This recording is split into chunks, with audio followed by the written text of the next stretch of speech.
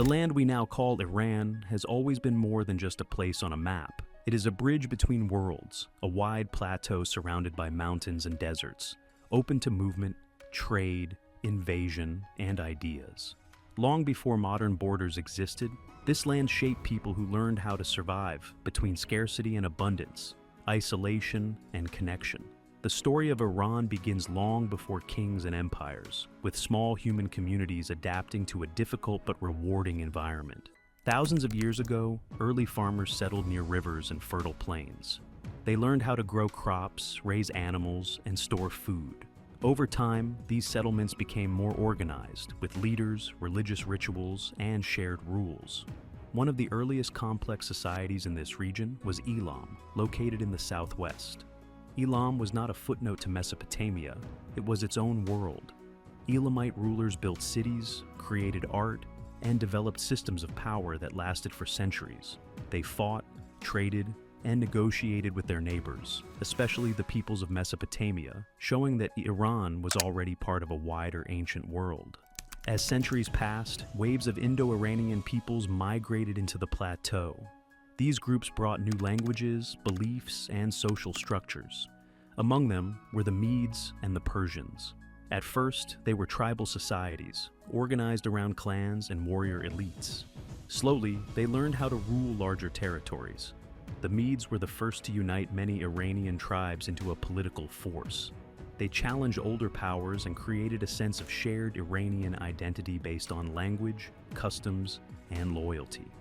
Then came a figure who would permanently change history: Cyrus, later known as Cyrus the Great. He did not build his empire through fear alone. He understood power as balance. When he conquered lands, he often respected local traditions, allowed religious freedom, and worked with existing elites instead of destroying them. Under his rule, the Persian Empire expanded rapidly, but it did not collapse under its own weight. Roads, administrators, and laws helped hold it together. For the first time, Iran stood at the center of a truly global empire. The Persian kings who followed Cyrus ruled over immense diversity. Greeks, Egyptians, Babylonians, Jews, and many others lived under Persian authority. Instead of forcing everyone to become Persian, the empire allowed difference to exist within order. This approach made the empire strong, but also complex. Maintaining unity required constant effort, military readiness, and political skill. Religion also played a key role. Zoroastrian ideas about truth, order, and moral struggle influenced how Persian rulers understood their duty. The king was seen not just as a ruler, but as a guardian of cosmic balance. Eventually, however, even great systems weaken. Internal rivalries, court intrigue, and external pressure made the empire vulnerable. When Alexander of Macedon invaded from the west, he did not just defeat armies, he shattered a political structure that had lasted for generations. Yet conquest did not erase Iranian identity. Greek rule introduced new cultural elements, but local traditions endured beneath the surface. After Alexander's death, Iranian-led dynasties slowly reasserted control. The Parthians were masters of adaptation. They ruled through flexibility, allowing regional rulers autonomy while maintaining overall dominance. They controlled key trade routes and stood as a powerful barrier against Roman expansion. Later, the Sassanian Empire emerged, more centralized and more ideological. The Sassanians revived Persian traditions, strengthened Zoroastrian institutions, and directly challenged Rome and Byzantium. Iran was once again a major world power, shaping politics, religion, and culture across vast regions. But history never stands still. In the 7th century, a new force emerged from Arabia: Islam.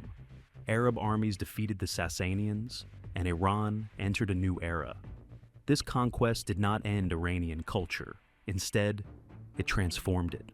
Over time, Iranians adopted Islam, but they also reshaped it. Persian language, poetry, administration, and philosophy became central to the Islamic world. Iran was no longer just conquered land. It became one of the main engines of Islamic civilization. After the Arab conquest, Iran entered a long period of transformation rather than disappearance. The old empires were gone, but Iranian society did not collapse. Instead, it adapted. Islam became the dominant religion. Yet, Persian culture slowly reshaped the Islamic world from within. The Persian language survived, evolved, and returned as a literary and administrative force. Scholars, poets, scientists, and philosophers writing in Persian and Arabic helped define what we now call classical Islamic civilization. During the early Islamic centuries, Iran was ruled by various caliphates, but real power often rested in local dynasties. These rulers were Muslim, yet deeply Iranian in identity. Cities like Nishapur, Isfahan, Shiraz, and Ray became centers of learning and art. Persian poetry flourished, focusing on love, fate, wisdom, and the tension between earthly life and spiritual meaning. Thinkers and writers explored ethics, politics, and the human soul, often blending Islamic beliefs with older Iranian ideas about morality and order. This cultural revival did not mean peace. Iran was repeatedly shaken by invasions. One of the most destructive was the Mongol invasion in the 13th century. Cities were destroyed, populations massacred, and social structures broken. For a time, it seemed as if Iran might never recover. Yet, once again, adaptation followed devastation.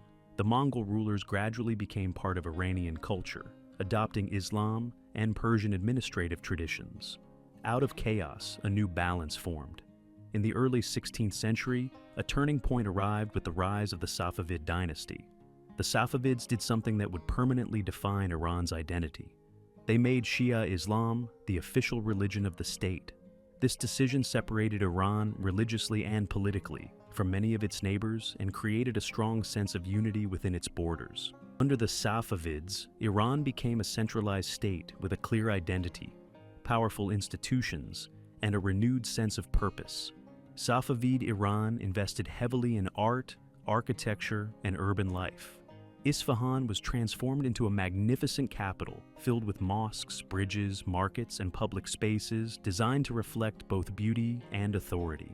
Religion was deeply woven into daily life, but so were commerce and culture. Iran stood once again as a major regional power, negotiating, fighting, and trading with the Ottoman Empire, Central Asia, and Europe. After the Safavids declined, Iran entered a period of instability. Dynasties rose and fell, and foreign powers began to exert more influence. By the 19th century, Iran faced growing pressure from Russia and Britain. These empires did not formally colonize Iran, but they interfered deeply in its economy and politics. Concessions, unfair treaties, and external manipulation weakened the state and frustrated the population. Frustration led to the Constitutional Revolution in the early 20th century. For the first time, Iranians demanded limits on royal power, a constitution, and a parliament. It was a bold attempt to combine tradition with modern political ideas. Although the movement faced resistance and setbacks, it planted the seeds of political consciousness that would shape Iran's future. Soon after, a new monarchy emerged under Reza Shah. He pushed rapid modernization, building roads, schools, and a stronger central government. He also limited religious authority and emphasized nationalism. Iran was being reshaped quickly, sometimes harshly, as it tried to catch up with a changing world. His son later continued this path, deepening ties with the West, but also increasing authoritarian control.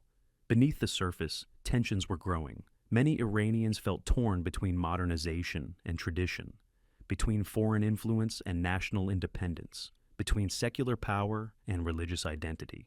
These tensions would eventually explode and redefine the country once again. By the late 1970s, Iran stood at a crossroads. On the surface, the country appeared strong and modern. Oil wealth had transformed cities, education had expanded, and Iran was closely connected to the United States and Europe. But beneath this image, many Iranians felt deeply alienated. Political power was concentrated in the hands of the Shah, dissent was suppressed, and rapid modernization had left parts of society feeling erased rather than included. For many people, the question was no longer how to reform the system, but whether it should exist at all. In 1979, this tension erupted into revolution. The Iranian Revolution was not driven by a single group or ideology. Students, workers, intellectuals, religious figures, and ordinary citizens all participated. What united them was a shared rejection of authoritarian rule and foreign influence. When the monarchy collapsed, a new political order emerged, led by religious leadership and centered on Shia Islamic principles. Iran became an Islamic republic, combining elements of popular participation with clerical authority. The revolution radically changed Iran's relationship with the world. Ties with the United States were severed, and the country positioned itself as independent from both Western and Eastern power blocs. Almost immediately, Iran was thrown into a devastating war with Iraq. The conflict lasted 8 years and shaped an entire generation. Hundreds of thousands died, cities were destroyed, and the economy suffered deeply. Yet the war also strengthened a sense of national resilience and collective sacrifice. After the war, Iran entered a long period of rebuilding. The state expanded education, healthcare, and infrastructure. At the same time, political life remained tightly controlled. Within the system, however, debates emerged. Some leaders pushed for reform, cultural openness, and better relations with the outside world. Others emphasized resistance, ideological purity, and self-reliance. These competing visions created cycles of hope and disappointment, especially among younger generations. Iranian society continued to evolve. Women became more educated and more active in public life, even while facing legal and social restrictions. Art, cinema, literature, and music found creative ways to express complex realities within tight limits. The Persian language remained a powerful vehicle for memory and critique. Despite sanctions and isolation, Iran stayed deeply connected to global culture through technology, diaspora communities, and shared human concerns.